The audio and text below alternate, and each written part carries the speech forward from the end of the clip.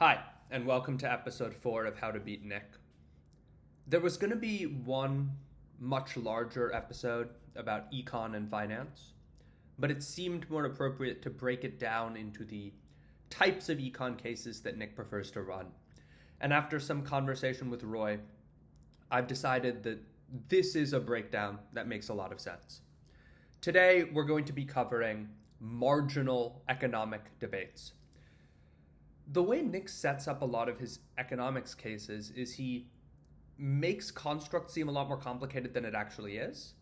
And then, really, the case is built around a very simple central economic thrust. I'll give you the example of zero risk. So, the construct of zero risk goes something like this: private European banks are exempted from capital requirements on assets that are sovereign bonds of their home country. And yes, that's the way construct is worded. It's deliberately opaque. Really what it is banks have capital requirements. Every asset they own, they've got to own some percentage of cash to ensure that they remain liquid. Zero risk was basically like, look, if you're going to invest your money in sovereign treasuries, those are zero risk instruments. You do not need offsetting capital requirements against those instruments. Even more bluntly, this policy subsidizes the purchase of your own sovereign bonds. So if you're an Italian private bank, you get a subsidy in the form of a decreased capital requirement if you buy Italian bonds. And this case is op choice, but the arguments are really very simple, right? One side of the debate is, well, this is market distortionary. It artificially increases the price of Italian bonds, gives the Italian government too much money, and takes money away from deserving private Italian companies.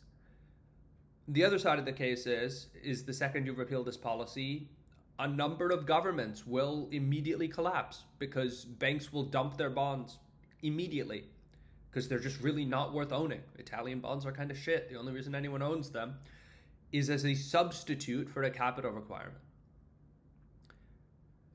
This debate is not particularly complicated. It's just a little stupid.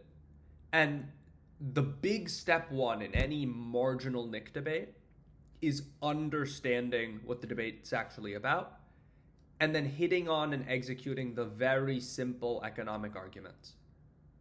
Notably, you have to execute the comparative economic argument. It's not just that market crashes are bad, it's that market crashes lead to more long-term market distortion than subsidizing sovereign debt for XYZ reasons. This is how you trump the econ debate. The second way to beat these incredibly marginal cases is another argument called capital upstreaming. And I think a good example of capital upstreaming is found in eviction moratorium. The central thesis of eviction moratorium is, hey, if people can't get evicted, landlords are going to go broke. Blackstone is going to buy the landlords, buy the real estate, and then they're going to own a real estate monopoly. And this is the central thesis of capital upstreaming, right? If a bank isn't allowed to do something, you have to ask yourself, are those banks' investors allowed to create alternative financial instruments to do the same thing? Great example, prop trading. So in 2008, investment banks were banned from proprietary trading. Obviously, this didn't stop proprietary trading. A lot of people had invested their money into investment banks with the goal of expecting the returns of proprietary trading. After 2008, those people pulled their money out of investment banks and put it in market makers like Citadel or Jane Street, who have functionally got to the same scale and fulfilled the same role of what an investment bank was doing in 2007, 2008, but they are not subject to the regulations surrounding investment banks because they're not technically investment banks. They're market makers who engage in proprietary trading. The capital upstreaming argument is basically just, unless you ban something for every actor in the economy, one layer of investor will shift the mechanism by which their investment achieves the same outcome. And it's the same way with eviction moratorium, right? Like, if Landlords aren't allowed to kick people out. Blackstone's going to own the entire real estate market. And then they're going to bribe the government and kick people out. It's the central thesis of Case. The third and final argument, and this is just like the dominant argument on any economics debate, is the question of political capture.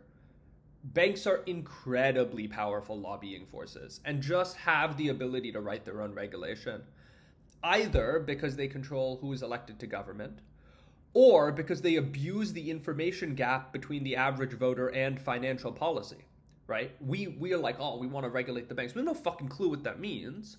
We could be persuaded that Dodd-Frank is either exceptional regulation or actually incredibly loose regulation. And frankly, nobody has any clue what Dodd-Frank actually does, how it actually operates, whether or not there are loopholes the banks can exploit.